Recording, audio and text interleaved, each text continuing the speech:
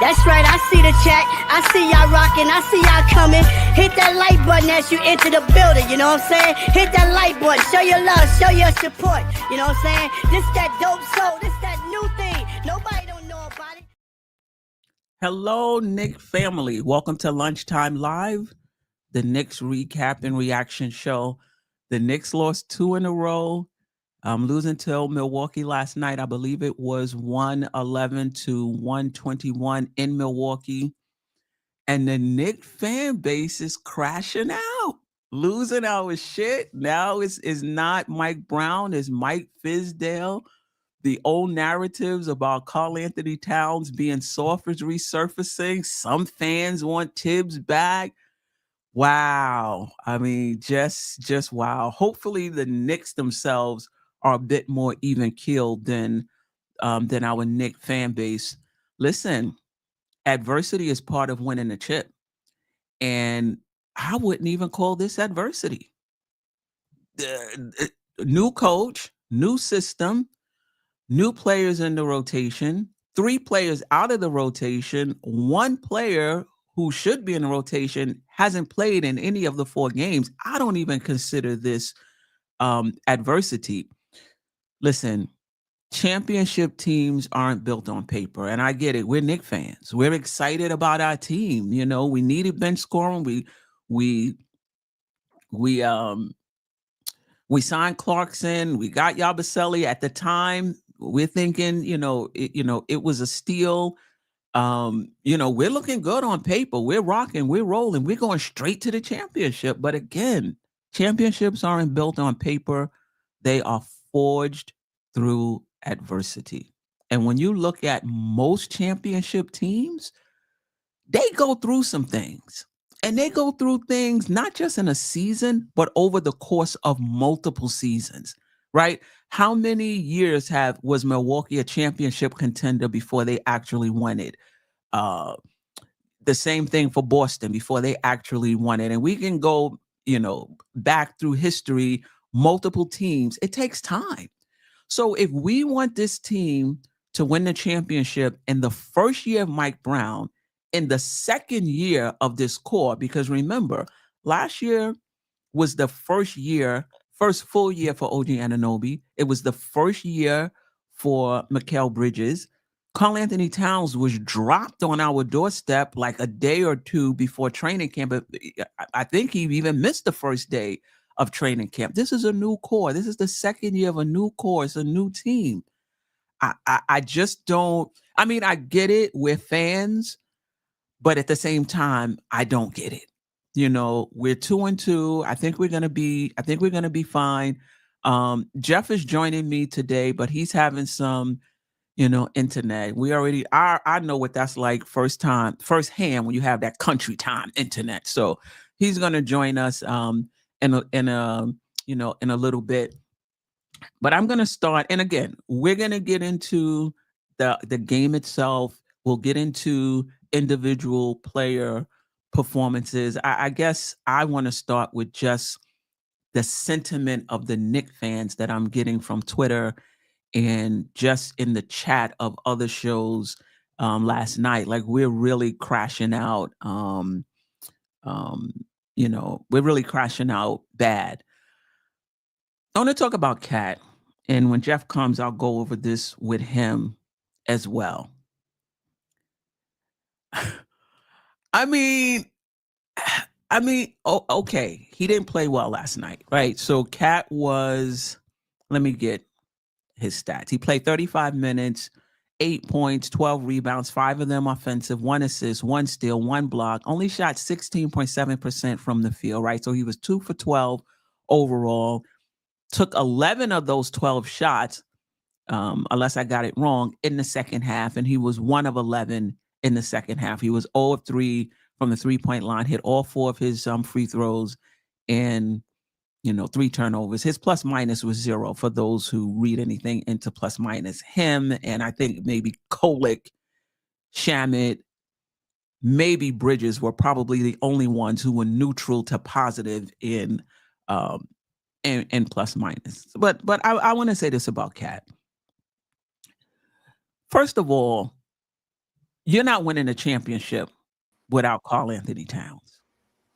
Period. Point blank. We're not winning a championship without Karl Anthony Towns. Karl Anthony Towns was questionable for all 4 games, right? So he's playing hurt. He said he has a quad injury. He's not 100%. But the fan base, it seems, and not everybody, is so down on him. To me is just amazing. I'm gonna say this, and I have a question for Geoff. Schemes matter, lineups matter when you talk about a player's performance. Like, this was the issue we had with Tom Thibodeau in Game 6 of the Indiana series. Brunson didn't play well. Nobody really talked about that. It was how the schemes weren't good enough. They didn't help him. The lineups that was in there wasn't good enough. They didn't help him. You could say the same thing about Karl Anthony Towns through the first 4 games of this season. What were we talking about when Mike Brown was hired? Oh, Cat is going to be maximized. Now, excuse me if I'm all over the place.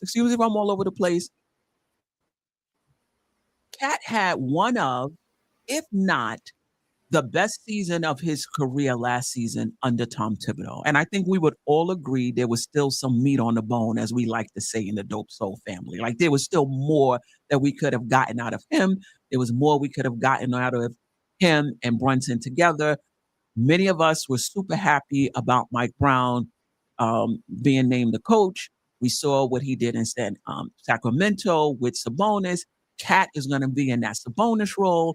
We're going to be able to initiate offense with Bridges. That's what we were hoping, at least. And that seems to be coming to fruition with Brunson, with Cat. Like, this offense is going to be really unpredictable. Cat is going to be let loose. I haven't really seen that. And there's a lot of focus on Cat, and he did not shoot well last night. He didn't.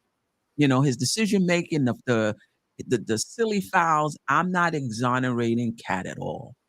But what I'm saying is, schemes matter.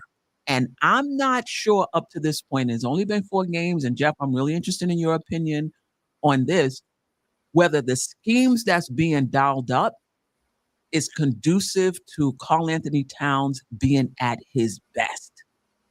I'm not sure the lineups are conducive to Karl Anthony Towns being at his best. Now, in all fairness, we had 2 spacers. I don't know if you want to call Yabu theoretically a spacer out of the game last night. So now he's in the game with Porty. He's in the game with Hart. That doesn't help his game at all, right? So some fairness there. But my overall point is, schemes and lineups matter when you're trying to get the best out of a player. And I'm not quite sure the schemes have been great for Karl Anthony Towns. And the decision to start Mitchell Robinson when he comes back, I don't think is going to be great for Karl Anthony Towns. However, it may be best for the team overall, and that's what matters. But my main point is, let's just bring it back a little bit. Adversity is good. Let's not make Cat the scapegoat. Like, he's been really good for us, even though, last night it was a mess. I would agree. I would agree with that. But Geoff, welcome to the show, and thank you for listening to my rant. Thank those in the chat listening to my rant as well. We'll get into the particular game, and we'll get into the individual players. But I'm just really interested in your thoughts on the Knicks 2-2 start. Are you crashing out? Are you super concerned? Like, where are you with the Knicks start over these first 4 games? Well, let's not panic. That's what I'll say. Let's not panic. Look, the second quarter showed what the Knicks' potential is, I think, right? We've seen that. Now we have to be able to do that for 4 quarters and not just 1, obviously. But with Deuce and Yabusele both being out, I think that affects how you play in your rotations. And I haven't quite finish my article recap for this because I wanted to save a little bit because a lot of times I can get insights from you on where to go, and I can add those things in to beef up my stuff. But this was not where I expected to go. That's not where I expected you to go this afternoon. So I'm kind of excited about that because it's not something I necessarily thought about. What I will say is this: I didn't like Towns' individual process last night. Right. Even all of your points are absolutely valid, but I thought he, especially in the second half, was trying to force things that weren't there, and not just him. Like Josh Hart and he are standing 5 feet apart. He's 19 feet from the basket. He's got Kyle Kuzma on him. He doesn't have him sealed where he can get the ball, and so they're like standing there staring at each other, watching 5 seconds come off the clock. Then they finally do get him the ball. Then they double team him and Josh disappears so the guy can play the passing lane, and the one pass away isn't there, and it's a fast break the other way. And so that was Cat was not at his finest last night, but by any stretch of the imagination. But let's be honest, even with Cat's woes, we were up by 2 with 6.5 minutes left, and we absolutely choked down the stretch of that game. And a lot of that can probably be due to, like, Brunson did not look the same after he fell or tweaked his knee or his hamstring or whatever it was. He did not look like the same player after that. And so, we certainly, the third quarter was atrocious. I didn't like Towns' process. Again, I didn't think he didn't seem locked into me. I don't know if that's the right word, but he just, he throughout his career, he's kind of had his space cadet moments, like his games where he just kind of isn't there mentally. And that last night was one of those games. I don't think that's going to be every game. I think he is probably playing hurt, and credit to him. I think he's tough, but his silly fouls, poor shot selection, trying to force it over double and triple teams, and even when he got a great offensive rebound, he had an easy putback and he missed it last night. Like, so, and that's really not like him. So it was, I'm going to chalk it up as just an off night. I don't think that it's anything that's particularly, I don't think there's something wrong with Towns or the system or anything like that. I think that, it was a tough night for him, and those are going to happen, and you just move on. I was really upset. Like, after the game, I was like, this guy played so bad in that third quarter, especially. But then it's like, we still had chances to win that game in spite of that, and in spite of injuries or whatever else you want to say. So, it's a team game. It's not Karl Anthony Towns versus the Milwaukee Bucks. Every time you win or you lose, like, Josh Hart was miserable in this game, in my opinion. I don't think he played well at all, and he shared the court with Towns a lot of the time. So, but even when he didn't, I thought, if you're going to say a worst Knick player of the night, Hart would get my nomination by far. And we didn't get anything out of Ariel Huckporty. Huckporty didn't play well. Towns didn't play well. You've got a Bucks team that's big, that plays well, and let's be honest, Giannis was the best player on the court, and he made everything happen for them. He got into the paint, and if he wasn't dunking the ball, he was spraying it to wide open shooters. And the 3 starters, it was Gary Trent Jr., AJ Green, and Rollins, I think, were 9 of 14 from 3 or something like that between the 3 of them. And if you're going to shoot 54, 40, 87, you're going to win a lot of games in this league, right? And that's on the Knicks defense as a team. Like, it's not one individual player. And yes, our 2 best players are defensive players. You can argue weren't in the game, but we should not be making Ryan Rollins look like Damian Lillard. I don't care what players are in the game. And he was phenomenal last night. 8 of 11, 25 points. I mean, that's supposed to be the weakness of their team, and it was a strength because we didn't guard the perimeter effectively, and that's everybody. So, I think that, but that's what's difficult to do. Like, this is what even Mike Brown says, this is what he wants the Knicks to do. Once you get into the key, if you're a good team, you're going to collapse. And that's going to, a good defensive team, you're going to collapse. And that's going to leave the three-point shooters open. And that's what they were doing all night. The difference is they were hitting theirs and we weren't hitting ours.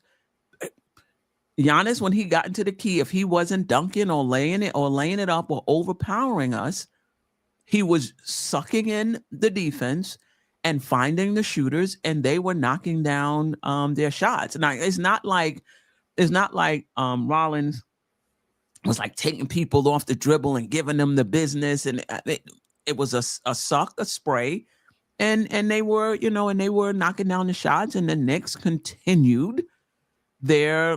I mean, it wasn't as bad, but they're relatively poor shooting last night. I think it was 30. Let me see. I have it here. 32.5% from three and like 40-something% overall. Yeah. 42.4% from the field, 32.5% from the three-point line. Milwaukee, on the other hand, 54.4% overall, 41.2% from the field. And another game where we're having a difficult time stopping the ball in transition, 21-9. Yeah. 21-9. Second chance points, the Knicks were +4. Offensive rebounds, though, we were like +100, but in terms of converting those, it was just +4. How much thoughts on Brown through 4 games? How much does Miles McBride and I know you don't want to hear about Yabusele, but Yabusele not being in the game, because I think it does impact rotations, though. It does impact space. It does impact space. It impacts rotation. It impacts point of attack defense. At least with Deuce McBride, and I don't think Yabu's defense has been atrocious. I don't think it's been like stellar. I don't think it's been atrocious. His shooting has. Just thoughts on Brown first. And particularly, what are your thoughts on him not seeing Towns in a different, because we could talk about his process, but I still don't think, at least he hasn't been used the way we expected him to be used coming in. And maybe that's on us. Maybe our expectations were off in how he would be used. Maybe that's on Jalen Brunson, right? Jalen has 2 consecutive 30-point games, both losses, right?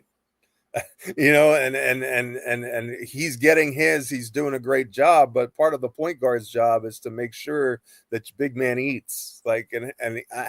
Towns hardly had a touch in the first half. I think he had maybe 3 shots and 4 points, and 2 of those were free throws or something like that. To me, that's on your point guard. Like we've got to make a concerted effort to let Towns eat early in the game and get him the ball in spots where he can be effective. Like it seems like this, we'll let Towns go off when Jalen sits, and Jalen played the entire first quarter, if I'm not mistaken.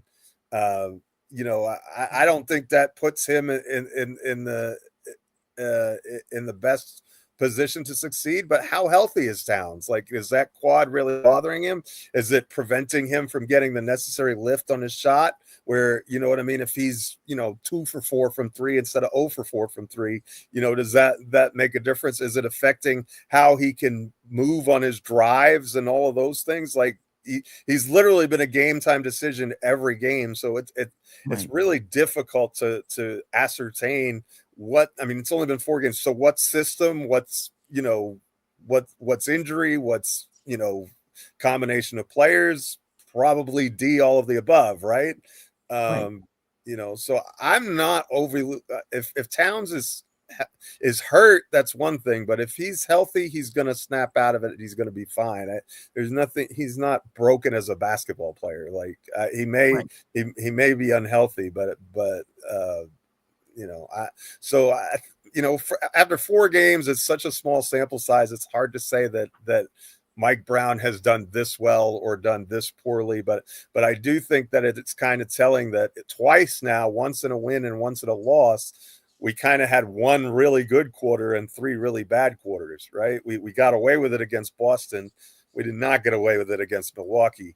And so, and we were up by 20 in the Boston game and only up by 12 against Milwaukee. So that kind of, was the difference between the two. But, so I think that the lack of defensive, we didn't stop anybody last night. We didn't they scored at least 27 points at every quarter. They were, they shot the ball well. They scored on all 3 levels. Giannis was unbelievable, but they did anything they wanted to, and the Knicks didn't offer much resistance, and a lot of it was ball watching, right? I saw multiple possessions where all 10 eyes were glued on what Antetokounmpo was doing, and so and it just, as you said, it leads to an easy. And if you're in rotation in this league, we've said it a million times, that it kills you. It reminds me of, I think it was 2 seasons ago when Milwaukee just kind of spanked us. Like every time they played us, they shot like some unbelievable percentage against us. And, and part of that is because we gave them everything they wanted. Every easy shot imaginable they got, and they took it. And to their credit, they made it. They were consistent all night, and blame who you want to, but I injuries certainly has something to do with it. Bad schemes probably has something to do with it. I'm sorry, go ahead. Go ahead. I will say this. And this is the same conversation we had last year, and probably a similar conversation early in the season when Cat wasn't getting enough touches. How much of it is Brunson? How much of it is the coach? I don't think it's all on Brunson that Cat doesn't get the ball. I think some of it is Cat. I also think some of it is the coach as well. This was the issue we had with Tom Thibodeau, that he wouldn't direct the offense. He wouldn't say, listen, this is what we're going to do. We're going to go to Towns. And some of it was Towns not being aggressive, right? So this was the same questions we had last year. New coach, same thing. So I do think some of it is Brunson. Go ahead, Jeff. But I think a lot of Towns' struggles, where Towns played his worst, was where he was the feature. Like in that third quarter, what I was talking about, he wasn't getting a good seal on Kuzma. He was letting Kuzma kind of lock him up where he couldn't catch the ball in the space where he needed to. Kuzma was on him like a cheap suit coat, right? He was all over him, and he couldn't get a clean catch. And by the time he did catch, so that, to me, that's not establishing your position. That's on you. Now I understand he's not a traditional post player, right? That's not his game. He's not like a traditional back to the basket player, and I'm not really sure why we're trying to get him the ball 18 feet from the basket, like not even at the, like if it's at the foul line, okay, I understand, but we're like over on the side like that, I don't really understand where the advantage is or what we're trying to do there. But clearly the game plan was to get him the ball on that spot on the floor and allow him to initiate the offense, and it was going nowhere. I get that, Jeff. I get that, Jeff. But my point is also, it could also be who was in the game with him, because we've seen Towns when he's in. Listen, it was a bad game for him. His process wasn't good. To your point, I get it. He was given opportunities in the second half yesterday. He didn't make good work of it. I get that. My point is overall, we don't go to him enough. Even though we went to him yesterday, I still don't think it, maybe it was enough given. Right. Maybe it was enough given how terrible he was. Maybe it was too much. I'm still looking for better schemes for him and better spacing. Now, again, he was in the game with Hart. There was times he was in the game with Huck Porty. So, Towns to me is at his best when he has space, and the lineups yesterday didn't lend themselves to that. And part of it was because we had rotation, Deuce McBride was out. Maybe there was some ways they could have gerrymandered. They could have, put some, more spacing around them, but we would have been pretty small, if we did it. I guess my overall point is Cat is going to be fine. Brunson has to look for him more. They have to call his number more. They have to use him more as a hub, and they have to be more conscious of who they have on the court with Karl-Anthony Towns to give him the space to do what he does. The other thing I'll say is the Knicks are not a good defensive team, and they're not going to be a good defensive team. They're just not. Maybe when Deuce McBride is back, it'll be better. Mitchell Robinson comes back, it'll be a little better. I'm not sure how much I'm going to be harping on the Knicks defense this year, as much as I am going to be on the Knicks maximizing their offense and playing adequate defense. I don't see this team as a stopper. They look good in the first, 2 games, a lot of energy, people moving the puppies, getting to their spots, but that's easy to do when you're playing wounded teams. That's easy to do when you're playing teams that don't have a lot of firepower. You're late getting to your spot. They can't take advantage of it. And I'm not really taking anything away from their effort. It just, for me, it remains to be seen. Let me put it that way. It remains to be seen if this is going to be a really good defensive team. But the opportunity to be a really special offensive team is there. But a few things have to come together schematically, lineup-wise, and bench-wise in terms of production. Anything else about the overall flow of the game before we spend some time talking a bit more about Brunson, talking about Bridges, who I thought had a really good game. Bridges was spectacular. Yes. Last night. Let's go ahead and get into the players. Let's go ahead and do that. All right. Well, let's start with Bridges. 39 minutes for the minutes police. 39 minutes, 24 points, 11 rebounds, 6 assists, 1 steal, and he went to the line 5 times last night, made all 5. 3 of 7 from the 3-point line, 42.9%, 50% from the field, 8 for 16. And I'm getting more and more comfortable with the ball in his hand and his decision-making with the ball, whether it's for himself or creating for others. More and more comfortable with Mikal Bridges as the season goes along. Your thoughts? Yeah, I definitely agree. I actually, when the game was tied at 103 and Brunson had just done whatever he did to himself, I was actually hoping that they would have the ball in McCall's hands. They kind of had Jalen having to go, advance the ball against full court pressure defense. I was like, no, put the ball in McCall's hand. And I was kind of upset with him on the possession before because I thought like he didn't really do anything with the ball and he just kind of expected Brunson to bail him out. And then he tried to make that crossover move and he hurt himself. So I was like, you've been doing such a good job. Continue to be aggressive, but I loved the and one that he had on the play before was spectacular. I mean, he just took the ball hard to the cup. He didn't settle for that fadeaway. He went hard. He drew contact. He finished with the opposite hand.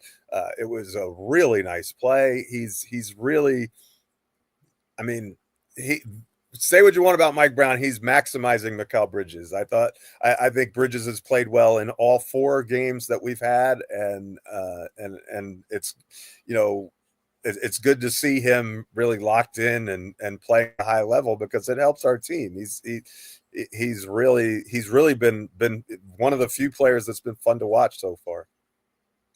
Yeah, for sure. And another consideration, just something to think about, is can you maximize 3 players? When you think about good teams, you usually have 2 really good players who are getting their touches that you're maximizing. And then that 3rd player is kind of getting what they can off of the first 2.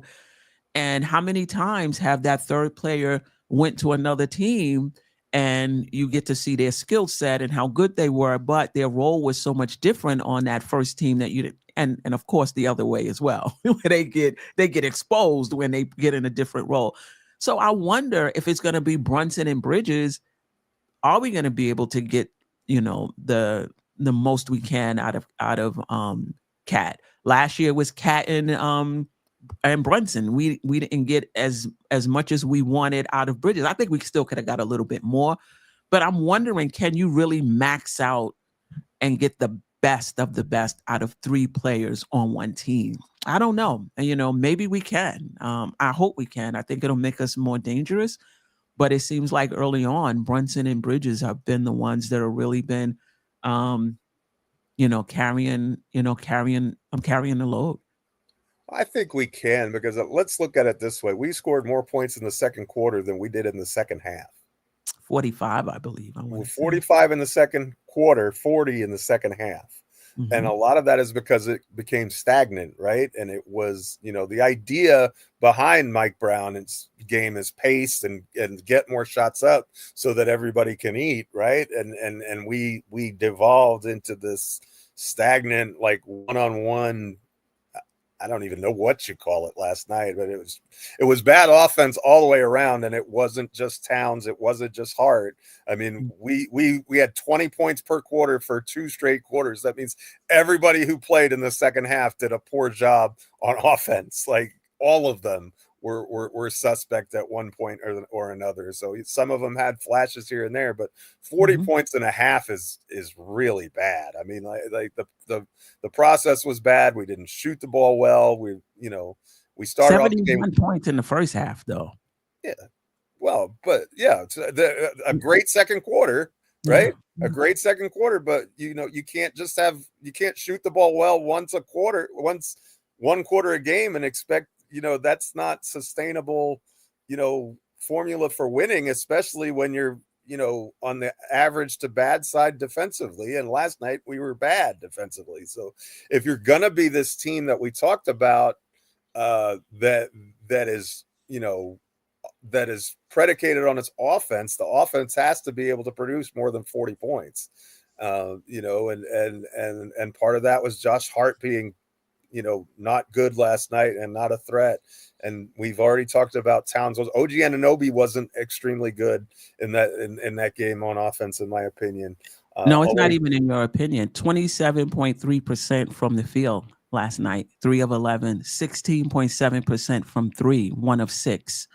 He did have 6 rebounds, 5 assists, 1 steal, 1 block. And I love all of the ancillary stats from all of our players. Even Brunson, 4 rebounds, 3 assists. Some would argue could be higher. 2 steals. Towns, 1 assist, 1 steal, 1 block. But the shooting just has not been there for the Knicks. Do you think that it's just as simple as shoot better? Like, do you think that, we're nitpicking and we're putting a lot into all of these other little things, but really it just comes down to hit a few more shots? We're 4-0, and the vibe around the Knicks is very different. For the most part, I thought that in the Miami game. I didn't think that in this. I thought in the second half of the Milwaukee game, we didn't get open looks. We didn't get good shots. We weren't creating good looks. We were very stagnant, very selfish, very flat. It's almost like we scored 71 at halftime, and they're like, "Oh, we won. Good job, us." And so to me, the offensive process was bad. I didn't think the looks that we were getting were particularly good in that second half, and so I don't think that, like, the first quarter, if you want to argue it was shot variance, I'll kind of buy that, because I thought we were getting good looks in the first quarter, but in the second half, I thought the Knicks kind of threw the game plan out the window, and we're just kind of freelancing it out there, and it didn't look good. Yeah. Shout out to Paris Duggar. Thank you for the super chat. Thank you for always rocking with us, Paris. I think blaming JPB for Cat playing so casually is so unfair. Cat turns down so many early game shots. JB sat a lot while Cat was on the floor. It's Cat. He didn't play well last night. I mean, I think, part of it, Geoff, for me, I listened to a lot of post-game shows last night, and I was in the chat and of those shows, the various shows, and people were really down on Cat. So I think a lot of my, monologue, comes from just the at least what I felt was just the fan base, at least those I was, hurt, was just so down on Cat, and the narratives about him being soft was resurfacing, and it was a bad game. It was a bad process game, Maybe could Jalen Brunson have, made it his business to give him more shots in the first quarter? Maybe. He's injured, he's hobbled. The lineups, in my opinion, is just not conducive to him being at his best. I'm not worried about Cat. Overall, I'm not worried about him. So what lineups would you have used last night to maximize Towns? That's what I'm saying. I'm not sure. Like, what are you going to do? You're going to put 4 guards in with him? I mean, I'm not sure what you could have done last night, because you had to play either Hawkporty or Hart. Josh Hart with him, unless you were going to go all small with Brunson, Shamet, Bridges, and no, what's the other? I'm missing a small. Clarkson, who was efficient last night, or maybe OG. Maybe putting OG and Bridges. I guess OG and Bridges, and then 2 of the guards. And I think they did that. I'm pretty sure there were lineups where OG, Bridges, Brunson, and that was the start. That was actually the starting lineup. Yeah. That was actually the starting lineup. And Landry Shamet was good. Like Landry Shamet was effective. He shot the ball well. He was, he's 4 of 9 from 3, I think, 5 of 11 overall.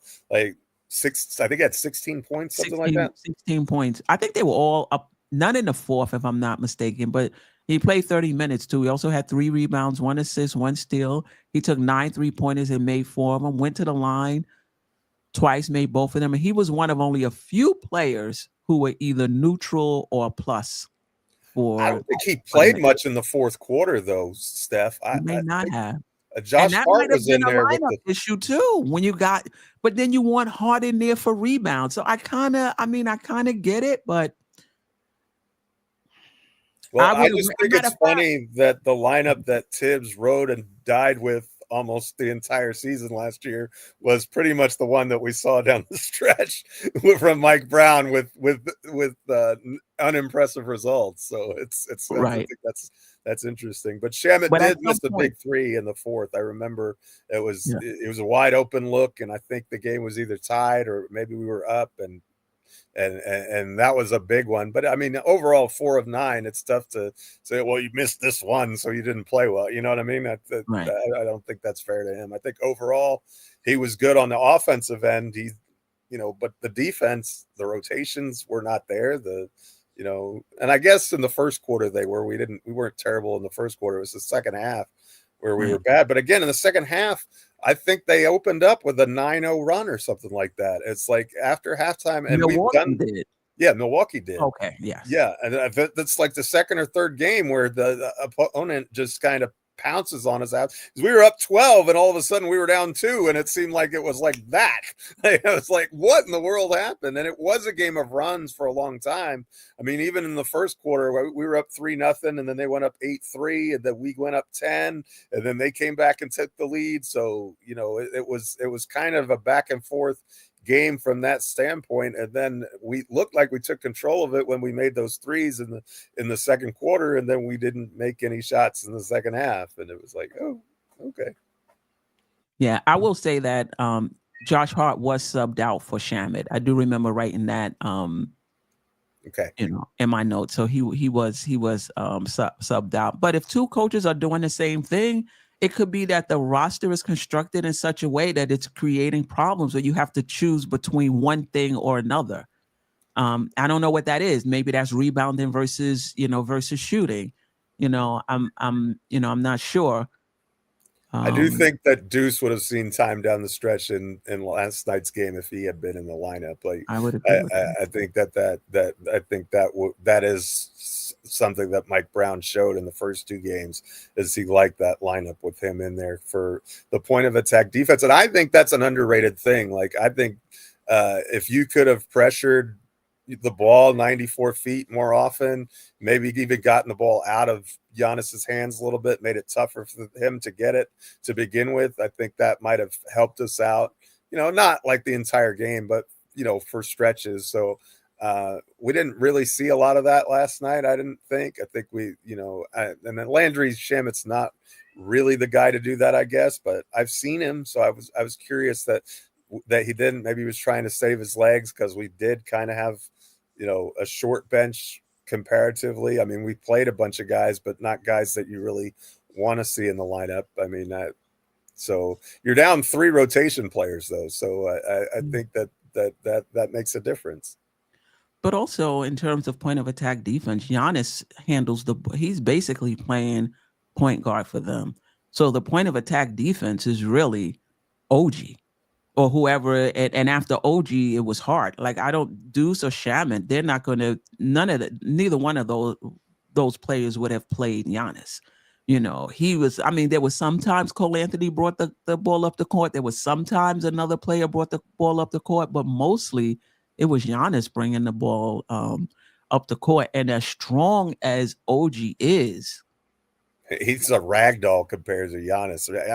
He literally threw him around. He wasn't even there. For sure. I was amazed. Anunoby does not usually get done like that. That was really an impressive performance by Antetokounmpo, but he's a 2-time MVP for a reason, right? I mean, that's, you have a 2-time MVP, you're always dangerous, Yeah.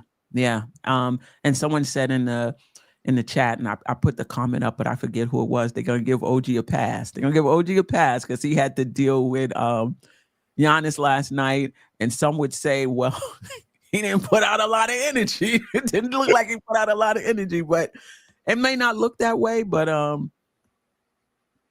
it's not he's not easy to guard. Oh, I missed another one.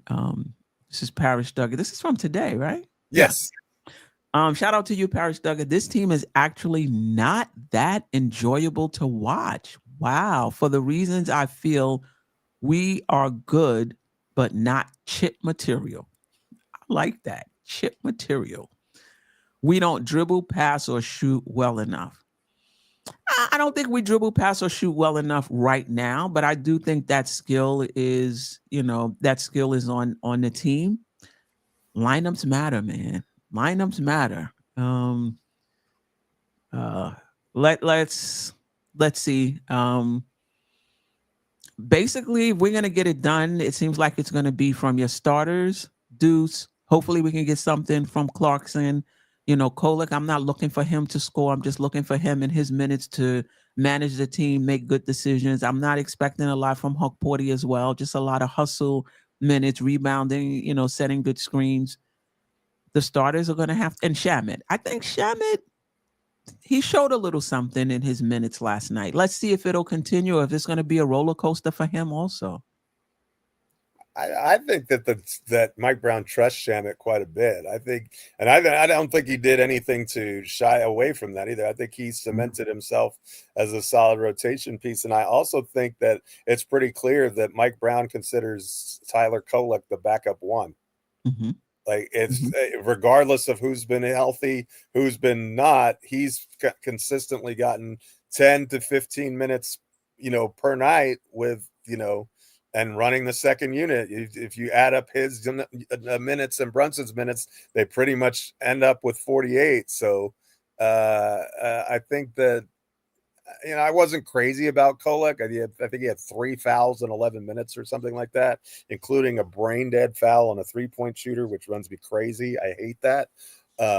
But, he ran the offense fine. He a couple of assists, 0 turnovers. I think he made a 3-pointer.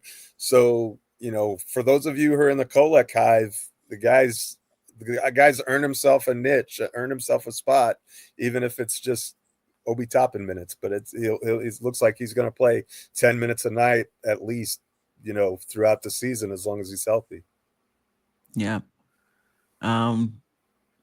Everybody thought Philly was dead in the water. Now they got the most dynamic, exciting backcourt in the league. I will tell you this.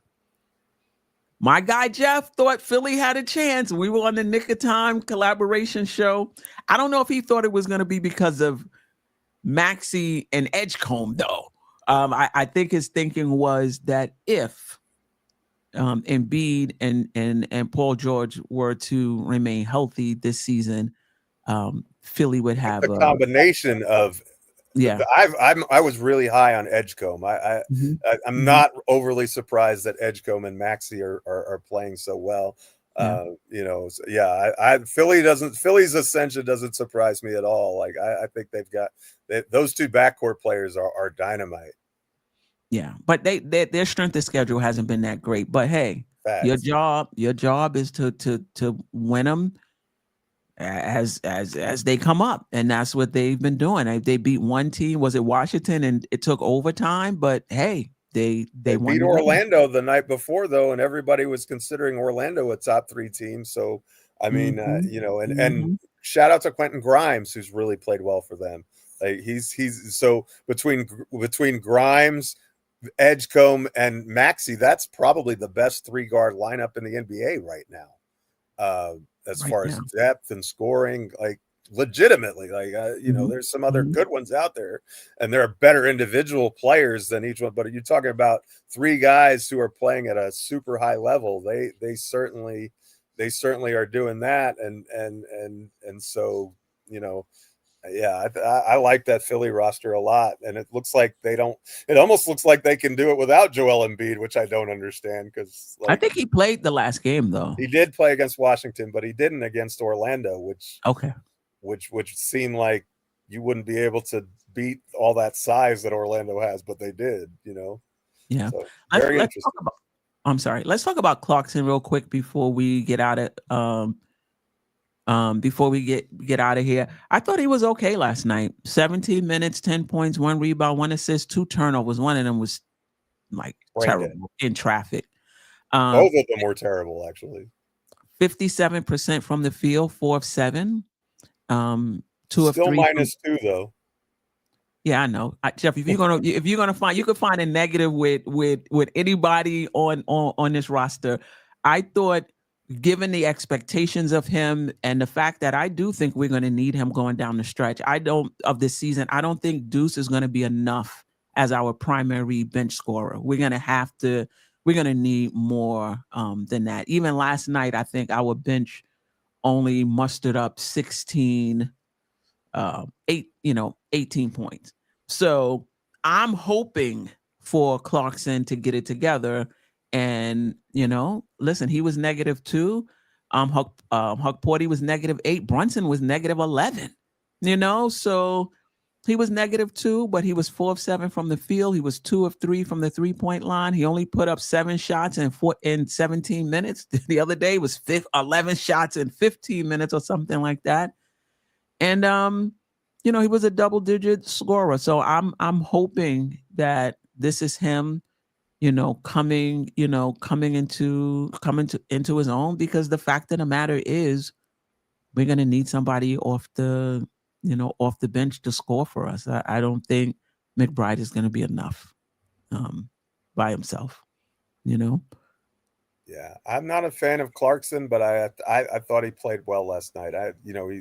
That's what we need him to do. We need him to take and make shots, and he did that. He had the 2 brain dead turnovers, but I think he's just one of those guys who's going to have those, right? Like I think there are certain players, even Josh Hart, he's going to have one of those brain dead like giveaways like once per game, and you kind of have to live with it. I'm trying really hard to stay positive about Clarkson. I'm not a fan of his game, but look, he shot the ball efficiently last night. I thought his first stint in the game, he wasn't very good. Then his second time in the game, I thought he was excellent. So, when he makes shots, it's really good. And what I really liked about it is that they doubled Brunson or Bridges. I forget which one. And I think it was Brunson, and he swung the ball and Clarkson was wide open. He just fired and drilled it and nailed it, and it was really a good play. And I really want to see more of Clarkson, getting to the free throw line and doing some more off the dribble and getting more of those sprays that Mike Brown is talking about. I think if we can unlock some of that, I'm glad that he scored well, but I think that, yes, we need some scoring from him, but I think we need some point guarding from him too, because but why though? If Kolek is playing the non-Brunson minutes and he's the one that's managing the team, why do we need so either Brunson or Kolek is in the game at all times, right? It is, but I especially with Brunson, I like to play him off the ball more, right? Oh, I and see. so in fact, we've seen that Brunson off the ball has gotten him a better shot diet. I think that we can all agree on that. And Bridges does it some, but when Bridges is not in the game, if Clarkson can fill in that role and you can manage defensively, then I think that helps our team. I'm not sure, I just think that having another ball handler, somebody who can spread the ball and is going to be essential for this team. But I don't think that our bench is particularly strong. If you're looking for us to have a bench that scores 40 points per game or something like that, I just don't think that's there. I think that what Mike Brown is going to have to do is be creative with how he utilizes the starting lineup and spreads them out so that they're on the floor with those bench guys. And so those bench players aren't getting 40 points, but we're still getting enough points from Cat and from, whomever that it keeps us afloat in the games. But if you're looking for this to be, I think you're going to see a lot of games where we get outscored bench points like 40-20. I think that's just going to be. I think that's a fail on the front off. That's a fail. We had that last year with the short bench. That's what we had last year.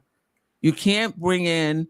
You still have McBride. Bring in Clarkson. Bring in Yabusele. Move Hart to the bench and still have an anemic 20-point bench. Like that's a fail.